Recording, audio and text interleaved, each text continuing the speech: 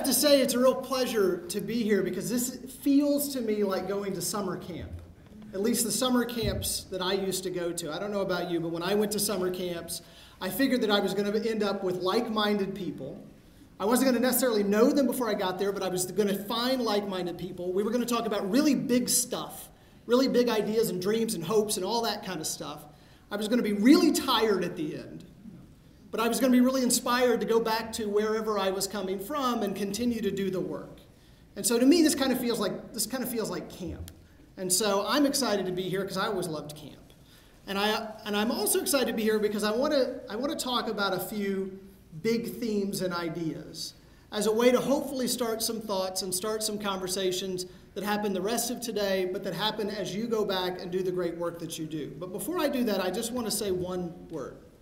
You heard about the things that I work on trying to build this new institution that's going to open next May in downtown Atlanta.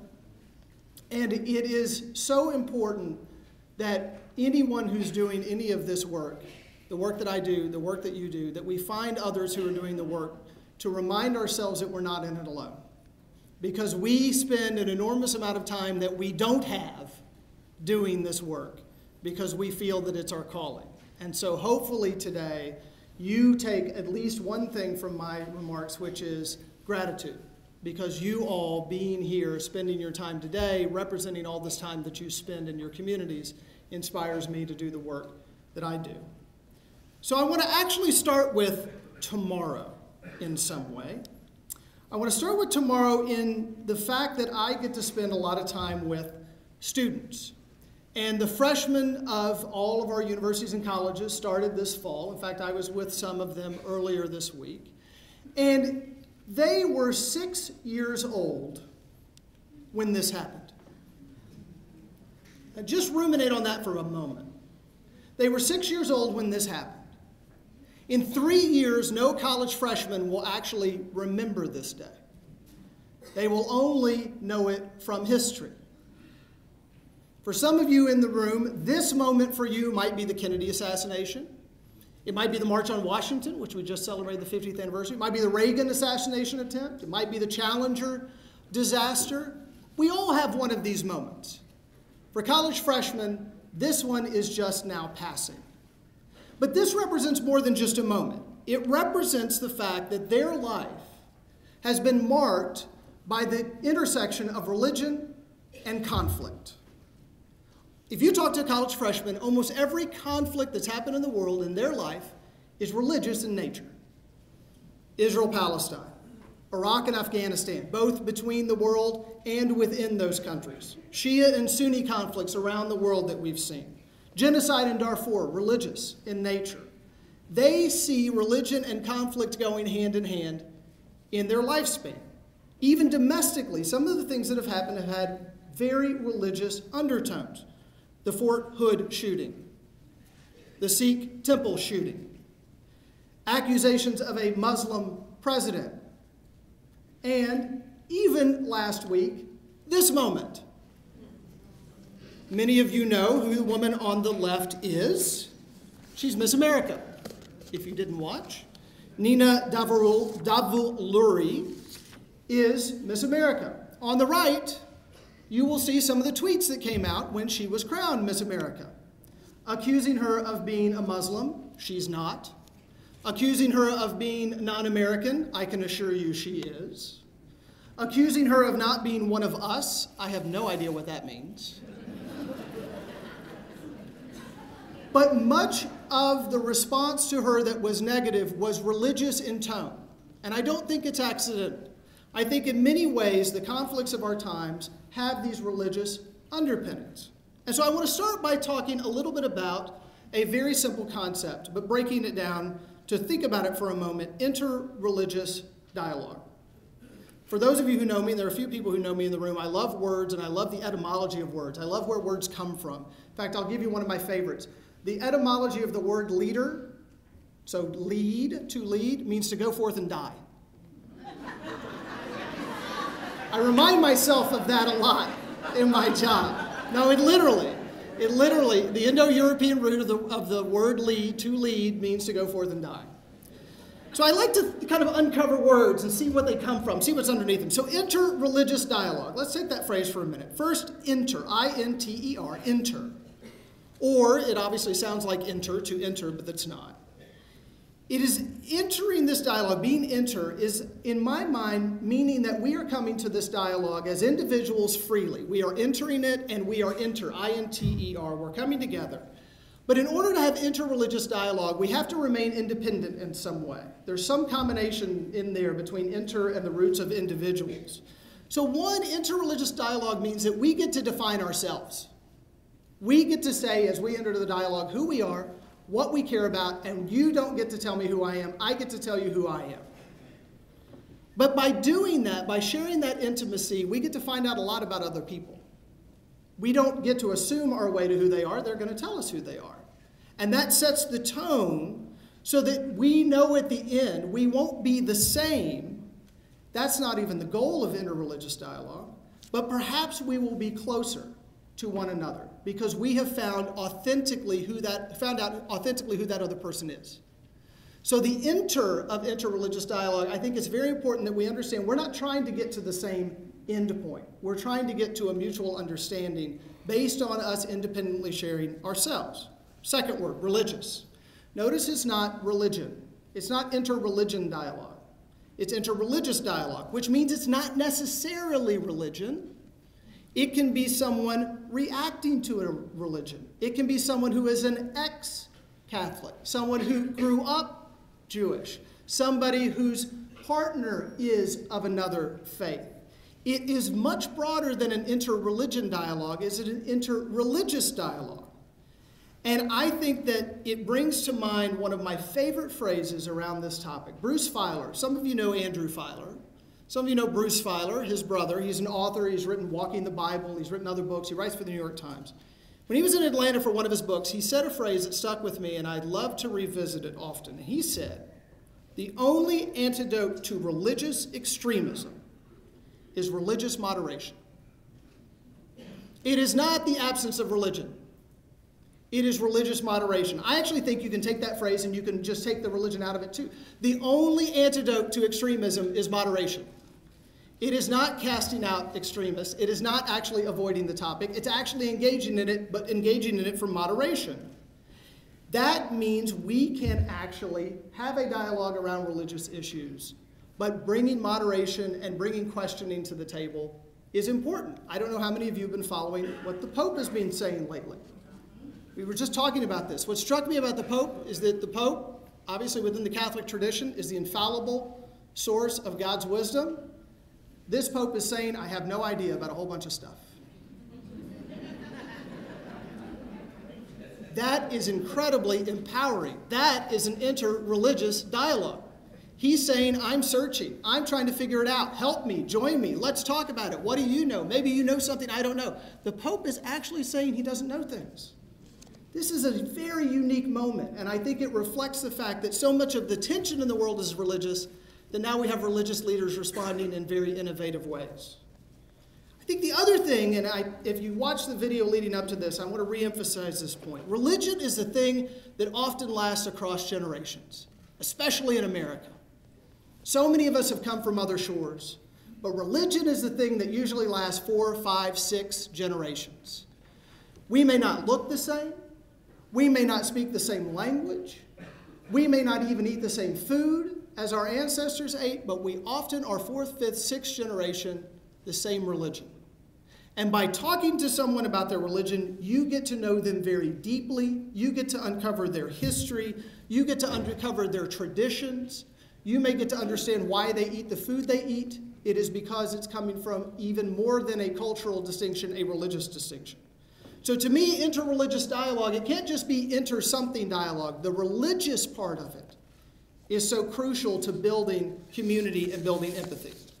Then there's this word dialogue, which is really interesting if you think about it. Dialogue, there's also monologue and there's epilogue, right? There's actually no word actually that's log.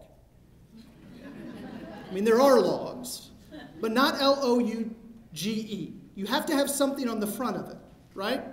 Epilogue, at the end, finale. Well, we don't want interreligious epilogues. that doesn't do much for us. We don't actually want to put the end on it. A monologue made to one, including to oneself, so you can have a monologue to yourself in the mirror, you can speak a monologue from a stage, but a monologue has no ability to build connections or community. How many of us have heard monologues given in community sessions?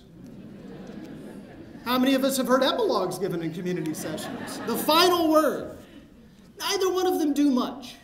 They don't actually have much relevance. But a dialogue between two, and another definition is a dialogue is moving to an eventual agreement. Neither of the other two words, neither monologue nor epilogue, have any notion of going anywhere except to the end. But dialogue within the word itself says we're moving to an eventual, see that, eventual agreement. Not an immediate agreement, an eventual one. And so I think if we think about this notion of interreligious dialogue and we sort of make it a little bit broader, it takes multiple people. We have to be authentic to ourselves. We have to be talking about things that really matter and the real history of ourselves. And we have to have an actual dialogue. It can eventually lead to agreement. And I think that as we do the work that we do, we can't be afraid of that framework. Because at the end of the day, I think that the exchange matters. Atlanta is a wonderful place, except for when people say, we talk too much and we don't actually do anything. It makes me very upset. Because the exchange builds relationships, relationships build connections, connections mean then we can work together. If we miss the exchange of ideas, if we move too quickly to what are we going to do, we miss actually knowing one another. And if we don't know one another, we actually don't get the best solutions at the end of the day. And I think if you look across disciplines, I can make this point stick. Economics, something that is a very hard science. My roommate, who was not an economics major, I used to tell him it was a hard science. He used to laugh at me. He said it's not a hard science. Economics agrees with this notion. Trade, economic participation is at the root of building more economic standing and building a bigger economy. Trade helps an economy. You need that interrelationship. You cannot actually grow an economy just by having individuals who aren't trading. Medicine actually agrees with this notion that the exchange and talking matters. There's been a lot of research done recently that long life is directly linked to how many healthy relationships you have with others. If you have family relationships, if you have friend relationships, if you have 5 people you can call in a pinch, you actually live longer than people who don't. It's true. The exchange matters. Art agrees. Art often will take off when there are exchanges happening between artists across disciplines. You know the Paris movement. You know what happened in the Harlem Renaissance. You know what happened in New York in the 60s. These are moments in which it's not just one artist who's great. It's artists coming together and talking about their work and writers writing about it and playwrights doing their work and coming together to form a movement. Nature actually agrees. I was at a session the other day and there was a biologist who had spent a year sitting on the same log, L-O-G. He would go out to that log a couple of times a week and he would sit and he would simply watch what happened in the forest. And then he would go and he would research what he was seeing and try to figure out the ecosystem. One of the most interesting things he found out was that trees talk to one another through their root systems. In a forest, what ends up happening is that trees' roots touch each other. And when one tree is attacked by a certain pest or a certain fungus or a certain disease, it will send out a chemical message that it is being attacked. The other trees will actually start to develop the resistance to what has attacked the initial tree so that the entire forest is not compromised. The exchange matters. The relationships matter. If they weren't touching one another, they wouldn't survive. What are we going to do? Well, let's touch each other first, and then we'll see what happens. I even think religion agrees on this point, in that the ultimate expression, I actually am one of those folks who believes that religions are quite different. I studied theology at Harvard, and I actually came out of it thinking that religions aren't the same. I actually think there are fundamental differences between religious traditions, and that we do ourselves a disservice by trying to put them together too quickly without understanding the nuance. However, I do agree with one notion, and that is how we treat one another is the ultimate expression of our faith. Whether you believe in a God concept, a multi-God concept, no God concept, the way we treat each other is still heaven on earth if you have a concept that looks anything like that to me. So I believe that that is religion telling us that we have to have the exchange. But then there are some other counterintuitive things I think that we have to bring into this picture if we think about taking this and doing exchanges and really building this kind of dialogue. First, there's Bruce Feiler's quote. Everybody knows who this guy is. Martin Luther King Jr., March on Washington. We just celebrated the 50th anniversary a couple of weeks ago of this momentous occasion. Less than 25% of Americans remember this. 75% of Americans were either not alive or were too young to remember this moment. 75%. Most people who are alive today had a mother who worked outside the home. Most people who are alive today have no memory of the 60s. A majority of Americans were born after 1970. We are changing in ways that are impacting the way that we hold views around ethnicity, race, religion, gender, sexuality. We may think that everyone thinks the same about these things, but they don't. I want to do a little poll. Some of you have been in rooms where I've done this before. I love to do this poll. I want you to think about your family reunion. Or if your family doesn't get along enough to have a family reunion. I saw it. Then imagine if you had one. And not just the immediate family, but the cousins and the uncles and everybody, kind of the larger one, all right? Imagine that room. Now raise your hand if you would have at least one family member who is not of the dominant group's ethnicity. You've had somebody marry in, you've had somebody adopted in. Raise your hand. Look around the room. Hold them up for a minute. Look around the room. You can put them down. It's about 75% of this room. I have been in all white rooms. I have been in all Indian rooms. I have been in all Jewish rooms. I have been in all African American rooms. I've been in all rooms of old people, of young people. And that number is almost always the same. 1 in 7 marriages last year were inter-ethnic or interracial. That's not a Catholic and a Jew. I checked the numbers. That is literally African American marrying Asian American, a white person marrying a Latino person. 1 in 7, it means every family reunion in America in 20 years will have others in the family. When others are in the family, it's not just those people anymore. It's us. Thank you. It's us.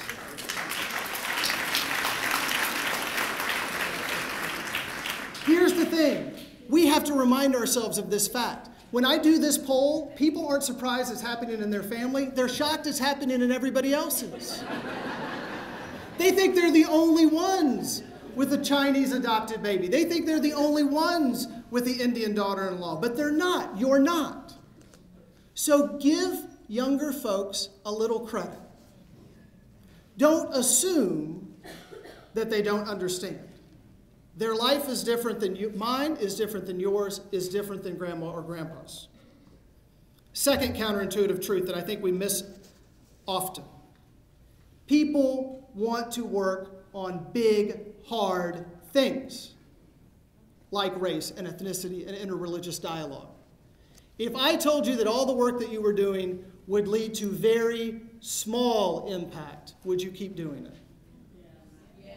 If I told you that it would lead to big impact because other people were doing it too, would you work a little harder?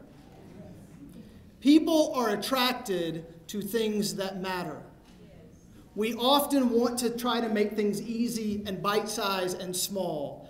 I think ambition is a good thing because it drives people to do more, to do it longer, to do it better, to invest more. And I'll talk a little bit why I think in the Atlanta region this is especially important. Third, modern life is working against us on all of these issues because we are overwhelmed to the point that we try to contract into ourselves. How many times have you heard the word self-serve? Self-serve ice cream, self-serve gas, self-serve travel arrangements. Think about that phrase for a minute. Self-serve. That's kind of offensive. To people in this room, it should be offensive. Self-serve. That's not what most of us are about. We're about serving someone else, but we are a self-serve society now. I think we have to remember as we do this work that one way to get out of self-serve is to come up with something that's even a little bigger and more ambitious. It will inspire people to come out. Here's the last thing that's a bit of a counterintuitive truth. I've learned it, but maybe the easy way, maybe the hard way. I have a 19-month-old daughter, first child. And I discovered very early on that she has no clue.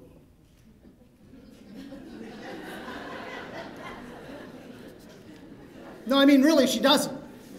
She has no idea how the world works. None. She doesn't know what a toilet is. She doesn't know who we are. She doesn't know anything. Here's the great part. We can tell her whatever we want to about how the world works. When she was 8 weeks old, we said, you sleep at your grandparents' house. And she did. She didn't know any different. We were the ones who thought that she shouldn't, not her. She went to sleep. We said, hey, our neighbor wants to watch you for 2 hours. Okay. She didn't know any difference. Over half of people who live in this region have moved here in the last few years. They don't know how Atlanta works. We can tell them. We can help define for them how it should work, how we want it to work. They don't know. One of the great advantages we have as a region is that we get to shape how our new residents think about our region. This is not Philadelphia. This is not Boston.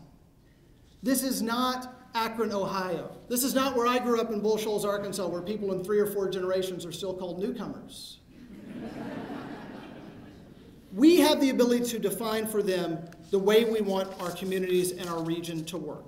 And we can do that if we take advantage of what I believe is our region's greatest asset. And it is the fact that we have a unique legacy that at every point has led to interracial, interethnic, intergenerational, interreligious movement, compromise, and progress. This region at its very core has worked together. There are reasons why. The HBCUs started educating African Americans and African American leaders in the 1870s. No other region had multiple generations of African American doctors and lawyers and business people by the time the Civil Rights Movement came along. As Andy Young once told me, it wasn't that we didn't know how to lead, it was just that they wouldn't allow us. And so what happened when Maynard Jackson became mayor? More of the same success. This region has a unique well of talent that is long-standing. Second, religion has always been a source of good in our community. When the temple was bombed, African American ministers went to guard the temple to make sure it wasn't ransacked, because both of them were under attack by the Ku Klux Klan. Religion has always been something we're comfortable bringing into our public space. We've never excluded it. We should continue to use that legacy. Compromise has always been a welcome necessity. Atlanta didn't explode during the Civil Rights Movement, not because it was a city too busy to hate, but because it was a city that had relationships that allowed it to compromise. In what other city would the leader of the student movement from Morehouse, the head of the largest department store, the head of the largest African American church, the mayor's representative, the largest corporate head, all sit down at the same table and say, how are we going to work this out? No other city had that kind of legacy. Ivan Allen, when he was mayor, used to drive Martin Luther King Jr. home from Auburn Avenue over to his house on Sunset Boulevard in the mayoral car. No other region has that kind of legacy. We have been willing to compromise. We should be willing to compromise again. Here's the other thing that we're pretty good at. Nobody thought this was going to happen. Athens was the place that this was going to happen. It was the Centennial Olympic Games. It was obvious. You take it back to Greece. Billy Payne, who? Nobody on the world stage knew a lawyer named Billy Payne. Andy Young, sure, we had heard of that guy. They want to do what? This region envisions things that are not yet here, and most people don't think are possible. It goes a lot further back than this. Henry Grady gives a speech in New York proclaiming Atlanta the capital of the New South. You know who's sitting in the front row? Sherman.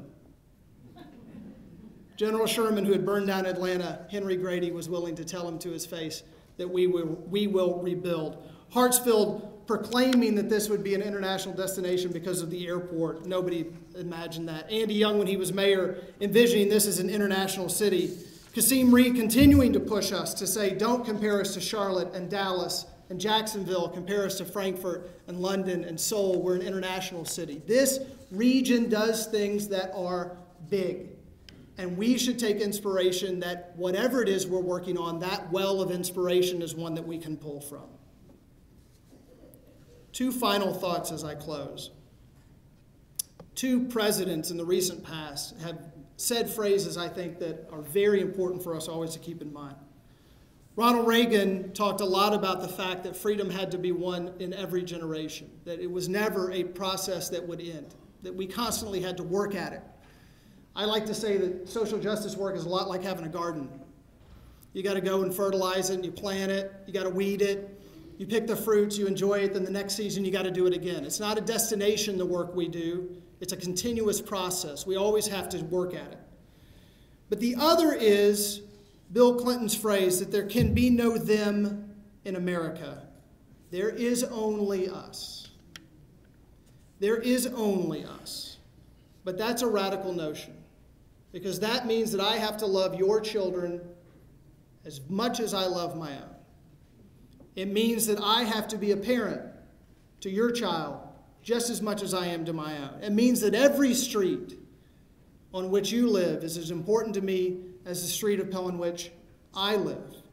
It means that every color is my color. Every person is my brother and sister. That is the notion of what America means. That's the notion that we have to try to live.